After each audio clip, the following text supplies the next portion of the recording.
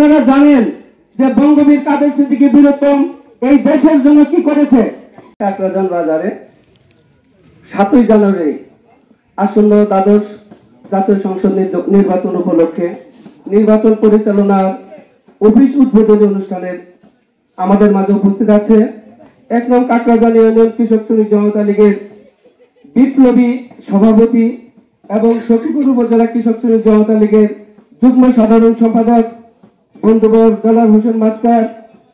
আমাদের মাঝে উপস্থিত আছেন সখীপুর উপজেলা কৃষক শ্রমিক জনতা লীগের সহসভাপতি শ্রদ্ধাভাজন বড় ভাই আমির হোসেন মেম্বার এবং উপস্থিত আছেন কাকরাজানের পিতৃতুল্য মুরব্বিয়ান সমবয়সী সকলকে আমি সখীপুর উপজেলা কৃষক শ্রমিক জনতা লীগের পক্ষ থেকে এবং আমাদের নেতা বঙ্গবীর কাদের সিদ্দিকী বীরত্তমের পক্ষ থেকে শুভেচ্ছা এবং অভিনন্দন জানাচ্ছি।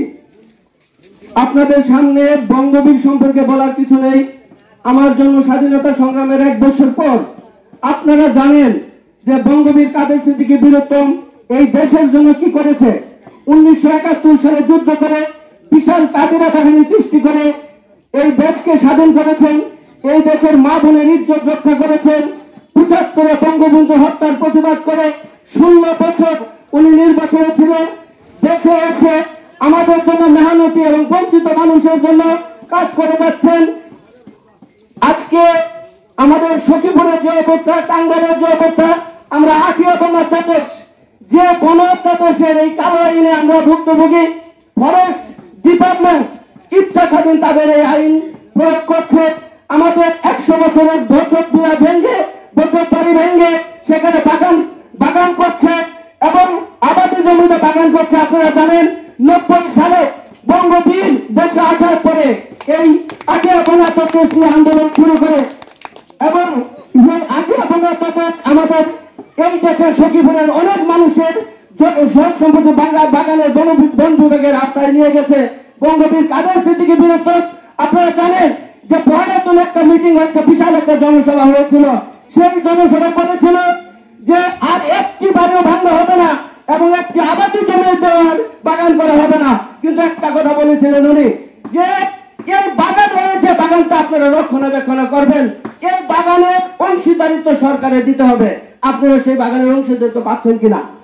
এবং এখন উনি বলেছেন একটা মিটিং এ যে এই আখিয়া বনাত্যাদেশ আমি যদি সংসদে যেতে পারি, আপনারা যেভাবে চাবেন আমি সেই আখিয়া বনাত্যাদেশ সেইভাবেই আমি সংশোধন অথবা বাতিল, যদি বাতিল চান তাহলে আখিয়া বনাত্যাদেশ আমরা বাতিল করব, আর যদি সংশোধন চান আমরা সংশোধন করব।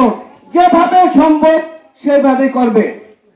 কাজে আজকে যারা দেশ স্বাধীন করেছে, ঘাম ঝরিয়ে রক্ত ঝরিয়ে দেশকে স্বাধীন করেছে, এই দেশের বীর মুক্তিযোদ্ধারা সেই মুক্তিযোদ্ধাদের দাবি তুলেছিলেন যে মুক্তিযোদ্ধাদের জন্য একটা মুক্তিযোদ্ধা সংসদ তৈরি করতে হবে, একটা মন্ত্রণালয় তৈরি করতে হবে, মুক্তিযোদ্ধাদের সম্মান দিতে হবে। প্রিয় বন্ধুরা, আজকে মুক্তিযোদ্ধারা 300 টাকা ভাতার থেকে 500 টাকা 1000 টাকা আজকে কিন্তু 20,000 টাকা পাচ্ছে। যারা এই দেশের জন্য যুদ্ধ করেছে, অসহায় মুক্তিযোদ্ধা আছে যারা সচ্ছল এবং অসহায়, তারা 20,000 টাকা করে ভাতা পাচ্ছে। কার জন্য? আমার নেতা বঙ্গবীর কাদের সিদ্দিকীর জন্য, কাদের সিদ্দিকীর দাবির জন্য আজকে আখিয়া বনাত্যাদেশ কিছু হবে সংশোধন হয়েছে। কার জন্য?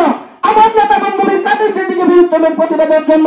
তাই প্রিয় বন্ধুরা, আমি আপনাদের কাছে উদাত্ত আহ্বান রাখবো 27 জানুয়ারি আমার নেতা বঙ্গবীর কাদের সিদ্দিকী বীরত্তমকে গামছা মার্কা ভোট দিয়ে সংসদে পাঠাবেন এবং এই আখিয়া বনাত্যাদেশ এবং লাঞ্ছিত বঞ্চিতের কথা বলার জন্য, লাঞ্ছিত বঞ্চিত মানুষের পক্ষে কথা বলার জন্য সংসদে পাঠাবেন। আরেকটি কথা, আমাদের গর্ব হওয়া উচিত, আজকে টাঙ্গাইলে একটি দল সৃষ্টি করেছে উনি, কৃষক শ্রমিক জনতা লীগ। এটা আমাদের গর্বের বিষয়। সেই দলের মার্কা কি? গামছা। এটা আমাদের গর্বের বিষয়। প্রিয় বন্ধুরা, অনেকে হয়তো অবগত নয় যে নৌকা মার্কা কিন্তু টাঙ্গাইল থেকে সৃষ্টি হয়েছিল। মৌলানা ভাসানী সেই নৌকা সৃষ্টি করেছিলেন। সেই নৌকা আজকে সেই নৌকা মার্কা সাতকারা পাচ্ছে, সেই ফরিদপুরে দাবাচ্ছে। আজকে আরেকটি কথা বলি, সেই ধানের শীষের জন্ম কিন্তু টাঙ্গাইল থেকে হয়েছিল। অনেকে জানেন, যারা রাজনীতি করেন, রাজনীতিবিদ, তারা জানেন এই দুইটি মার্কা আজকে বগুড়ার সেই ধানের শীষের সব ছাপ পাচ্ছে। আমাদের মার্কা গামছা, এই গামছা মার্কা লালন করার জন্য আমাদের টাঙ্গাইলের রক্ষা করার জন্য 27 জানুয়ারি ভোট দিয়ে বাংলার নেতা বঙ্গবীরকে সংসদে পাঠাবেন এই উদাত্ত আহ্বান রেখে আমি কথা শেষ করছি। ধন্যবাদ সকলকে।